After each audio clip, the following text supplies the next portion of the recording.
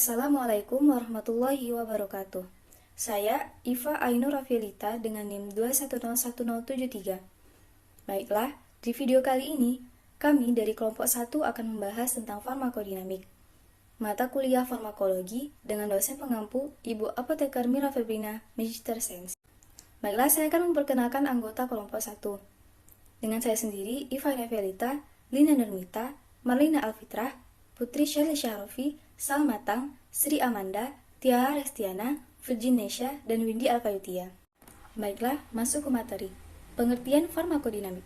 Farmakodinamik merupakan bagian ilmu farmakologi yang mempelajari efek fisiologi, efek biokimia, dan mekanisme kerja obat dengan tujuan meneliti efek utama obat, mengetahui interaksi obat dengan sel, dan mengetahui respon yang terjadi.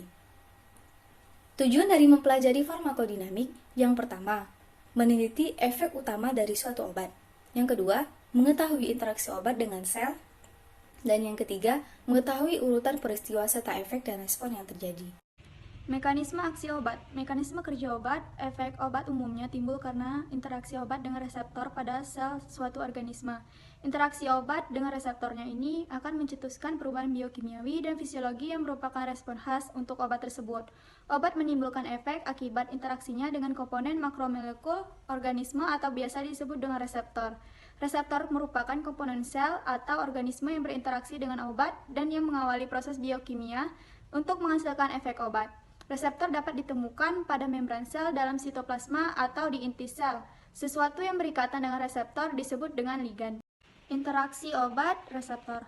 Persyaratan untuk obat reseptor adalah pembentukan kompleks obat reseptor. Apakah kompleks ini terbentuk dan seberapa besar terbentuknya tergantung pada afinitas obat tersebut terhadap reseptor.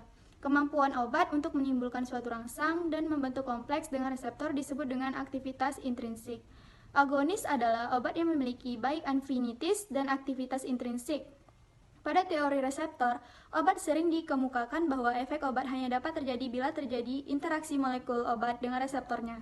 Macam-macam reseptor terbagi menjadi 4. Yang pertama ada reseptor kanal ion, yang kedua ada reseptor terikat protein G, yang ketiga ada reseptor tirosin kinase, dan yang keempat ada reseptor intraseluler. Efek terapeutik. Efek terapeutik adalah hasil penanganan medis yang sesuai dengan apa yang diinginkan, setakar dengan tujuan pemeran penanganan, baik yang telah diperkirakan maupun yang tidak diperkirakan. Jadi, efek terapeutik merupakan suatu ukuran keamanan obat karena nilai yang besar menunjukkan bahwa terdapat suatu batas yang luas di antara dosis yang efektif dan dosis yang toksik. Tidak semua obat bersifat untuk menyembuhkan penyakit. Beberapa obat memang dibuat hanya untuk meringankan suatu gejala penyakit. Terdapat 3 jenis terapi obat. Yang pertama, terapi kausal. Contoh obat dengan terapi kausal adalah antibiotik dan antimalaria. Terapi simptomatis. Contoh obat jenis ini adalah analgesik, antipiretik, antiemetik, dan sebagainya. Terakhir, terapi substitusi. Misal, insulin pada penderita diabetes, hormon estrogen pada pasien hipofungsi ovarium, dan obat-obat hormon lainnya. Agonis dan antagonis. Interaksi antara suatu senyawa dengan reseptor dalam tubuh dapat dibedakan menjadi agonis dan antagonis. Agonis adalah obat yang memiliki baik afinitas ataupun aktivitas intrinsik terhadap suatu reseptor. Agonis dapat dibedakan menjadi agonis sempurna dan agonis parsial. Agonis sempurna memiliki aktivitas intrinsik relatif sempurna atau efek obat yang dihasilkan sama dengan efek maksimum yang dihasilkan. Agonis parsial berarti obat tersebut aktivitas intrinsik relatifnya tidak sempurna, atau efek obat yang dihasilkan kurang dari efek maksimum yang dapat dihasilkan. Contoh pada obat salbutamol, agonis 42, petidin, agonis opioid, dan dopamin, agonis dopamin. Di sini saya akan melanjutkan materi dari pemateri sebelumnya. Tadi pemateri sebelumnya sudah menjelaskan tentang agonis. Di sini saya akan menjelaskan tentang antagonis. Ciri-ciri obat yang bersifat antagonis itu jika senyawa tersebut menurunkan atau mencegah sama sekali yang disebabkan oleh keberadaan suatu obat lainnya. Kemudian antagonis ini dibedakan menjadi 4, ada antagonis kompetitif, antagonis non-kompetitif, antagonis fungsional, dan antagonis kimia. Antagonis kompetitif ini memiliki afinitas tetapi tidak memiliki aktivitas intrinsik. dapat diatasi dengan peningkatan dosis. Kemudian antagonis non-kompetitif ini mampu melemahkan kerja agonis dengan cara yang berbeda. Selanjutnya, antagonis fungsional. Apabila antagonis ini sebagai agonis melalui efeknya yang berlawanan, menurunkan kerja suatu agonis kedua yang bekerja pada sistem sel yang sama tetapi reseptornya berbeda. Kemudian antagonis kimia, senyawa yang bereaksi secara kimia dengan zat berkhasiat dan dengan demikian mengaktifasinya tidak tergantung dengan reseptor. Kemudian contoh obat dari antagonis ada simetidin, famotidin, ranitidin, dan nizatidin. Baik, selanjutnya saya akan menjelaskan tentang contoh peristiwa antagonisme. Menurut mekanisme terjadinya, antagonisme ini dapat diklasifikasikan. Yang pertama itu ada antagonisme kimiawi. Antagonisme ini terjadi pada dua senyawa yang mengalami reaksi kimia pada suatu larutan atau media sehingga mengakibatkan efek obat berkurang. Kemudian yang kedua ada antagonisme farmakokinetik.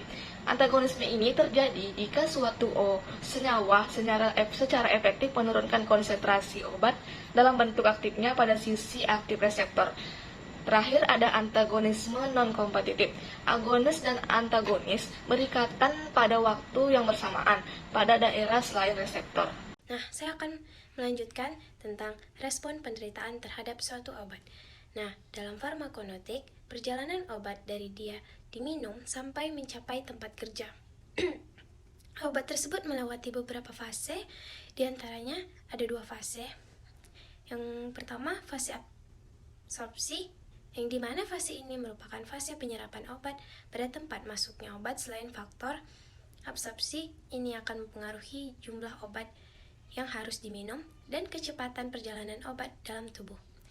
Nah, yang kedua ada fase distribusi, merupakan fase penyebaran atau distribusi obat dalam jaringan tubuh.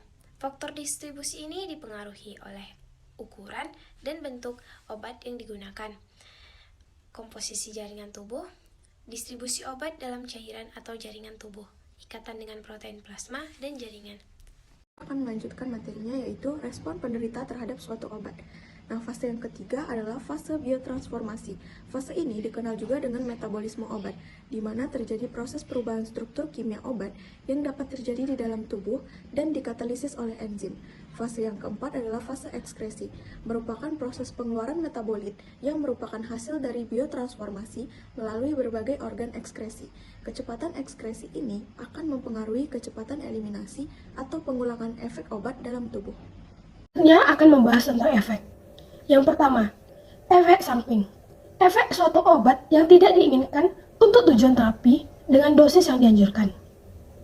Obat yang ideal adalah yang bekerja cepat, selektif untuk tempat tertentu, dan hanya berkhasiat terhadap penyakit tertentu tanpa aktivitas lain.